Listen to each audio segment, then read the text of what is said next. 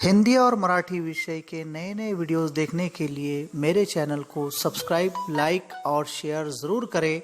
आज हम सुनो और गुनो कक्षा 8वीं का ये पाठ पढ़ने जा रहे हैं। गो मैं हूँ मझधार में आज भी ना पतवार, लेकिन कितनों को किया मैंने सागर पार।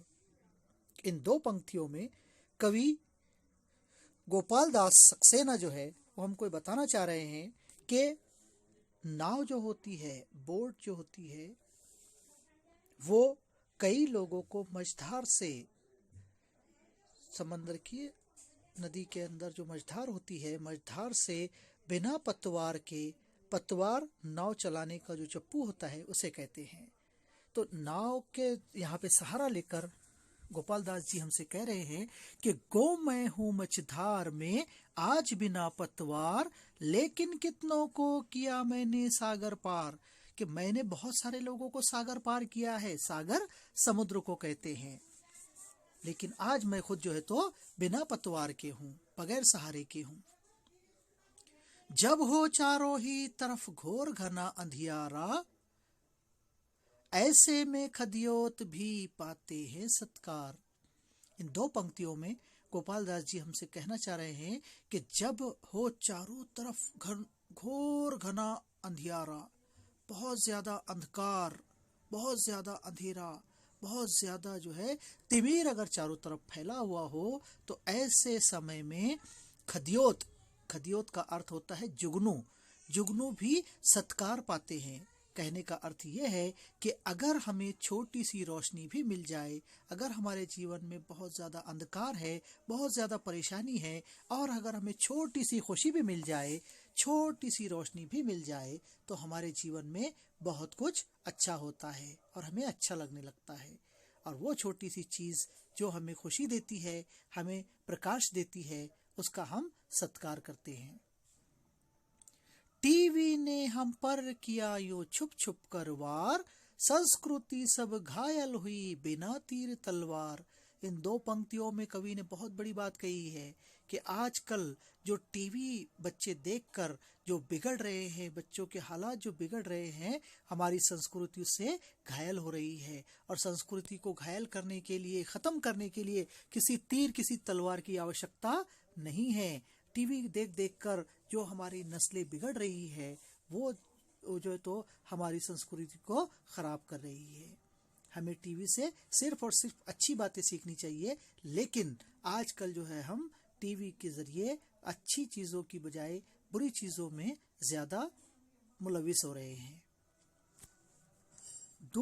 इसीलिए कवि ने जो है तो कहा है कि संस्कृति सब घायल हुई बिना तीर तलवार। टीवी के आने से हमारी संस्कृति जो है, हमारी तहजीब जो है, वो पूरी तरह से घायल हो गई है। हम अपनी तहजीब को, अपने कल्चर को, अपनी संस्कृति को भूलकर पश्चिमी देशों की संस्कृति को पूरी तरह से अपना चुके हैं। दूरभाष का देश में जब से हुआ प्रचार, तब से घर आते नहीं चिट्ठी पत्री तार।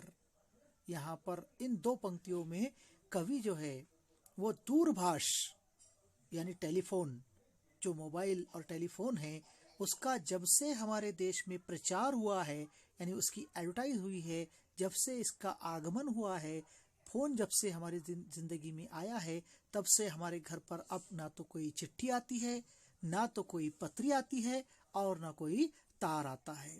बस जिसे देखो फोन लगा देता है, और फोन लगा देने से हम जो है तो एक दूसरे को खैर खैरियत पूछकर हम खत्म कर देते हैं। चिट्ठी पत्री तार के जरिए जो हमारे ख्यालात, हमारे जो विचार एक दूसरे तक पहुंचते थे, वो अब नहीं पहुंचते।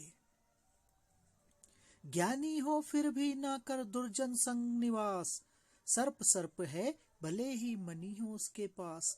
इन दो पंक्तियों में जो लोग अपने आप को बहुत बड़े ज्ञानी समझते हैं, कवि उन्हें एक चेतावनी देना चाहते हैं कि तुम बहुत बड़े ज्ञानी हो, लेकिन अगर तुमने किसी दुर्जन यानी किसी बुरे व्यक्ति की संगत अपना ली है, उसके साथ निवास किया है, अगर तुम किसी बुरे व्यक्ति के साथ रहते हो, तो वो जो है तो तुम्हारे लिए बहुत ज्यादा घातक है। क्यों? क्योंकि सर्प सर्प है भले ही मनी हो उसके पास। क्योंकि सांप अगर कितना ही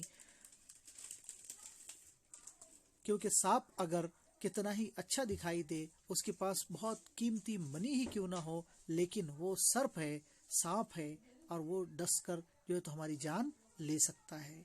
उसकी कीमती मनी को देखकर अगर हम उसके पास जाएंगे तो हम अपनी जान से हाथ धो बैठेंगे।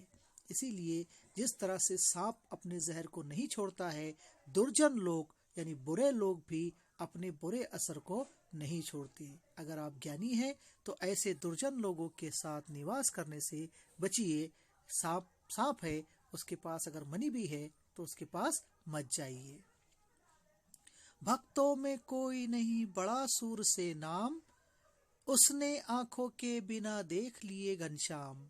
इन दो पंक्तियों में कवि ने जो है तो एक सूरदास जो बहुत बड़ा एक भक्त था, जिसने अपने भक्ति के जरिए इतनी भक्ति की कि अपनी आंखें गंवा दी, और आंखें गंवने के बाद में उसकी आंखें चली जाने के बाद भी उसने अपनी भक्ति को नहीं छोड़ा, और उसके जो ईश्वर थे, उसके जो भगवान थे घनश्याम को, उसने बगैर आंखों के अंधी आंखों से ही ईश्वर ने उसे दर्शन दिए थे।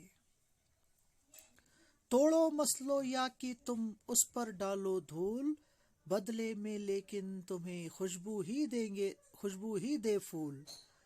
अगर हम फूलों की विशेषता की बात करें तो अगर हम उसे डाली से तोड़कर लाएं, उसे मसल दे, उसे तोड़ मरोड़ कर डाल दे, लेकिन फूल तो फूल होते हैं। चाहे हम उसके ऊपर मिट्टी ही क्यों न डाल दे, तो मिट्टी डालने के बाद भी फूल अपनी खुशबू नहीं छोड़ता। इसीलिए कहा जाता है कि सोहबत अच्छों की रखो, बुरों की मत रखो। चाहे हम फूल के ऊपर धूल भी क्यों न डाल दे, वो अपनी खुशबू देना नहीं छोड़ता। और वैसे ही जो दुर्जन लोग होते हैं, चाहे अगर उनके पास कितनी ही दौलत क्यों ना आ जाए, वो अपने आप को सांप की तरह डसने से बाज नहीं आते।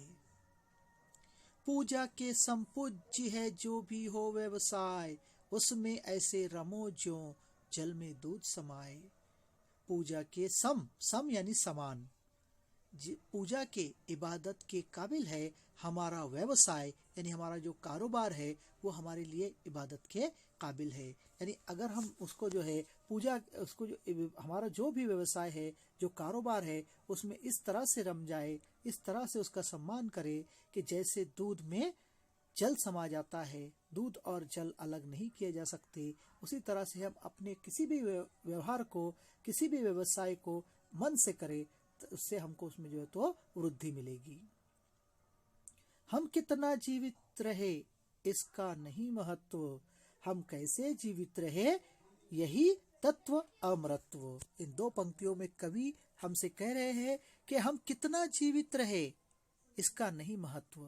कि 100 साल की जिंदगी, अगर गीदड़ की 100 साल की जिंदगी से शेर की एक दिन की जिंदगी बेहतर है।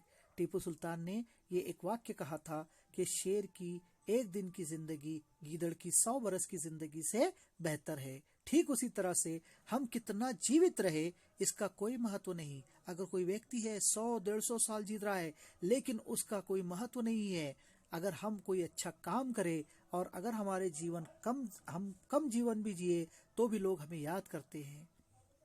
हम कैसे जीवित रहे यही तत्व अमरत्व है। तत्व कहते हैं उसूल को, अमरत्व यानी जो अमर है, कभी मरने वाला नहीं है। ऐसे काम करो कि जो दुनिया के अंदर तुम्हारा नाम रोशन करे।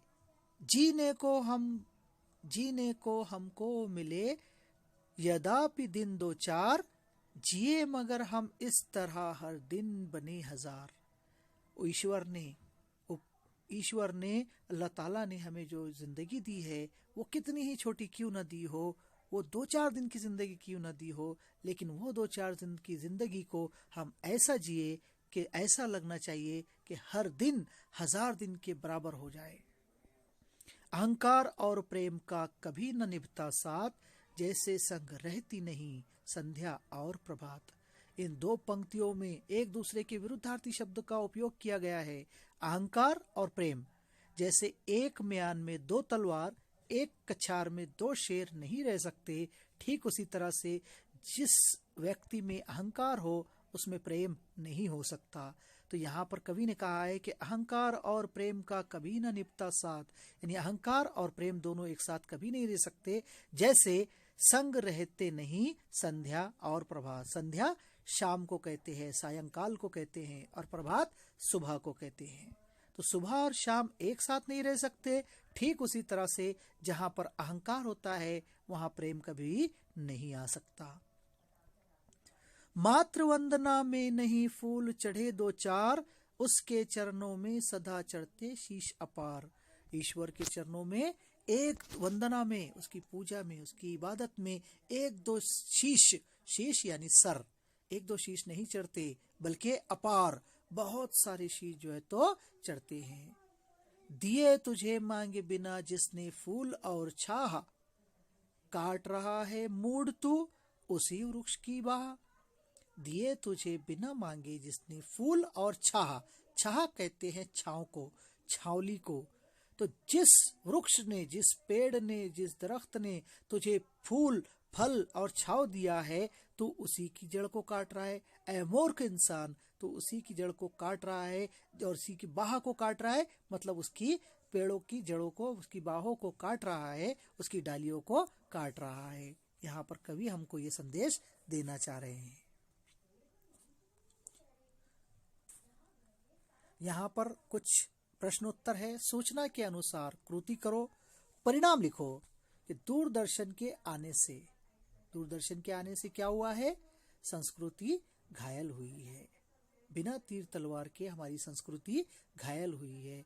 और दूरभाष के प्रचार का क्या प्रभाव पड़ा है, क्या परिणाम हुआ है?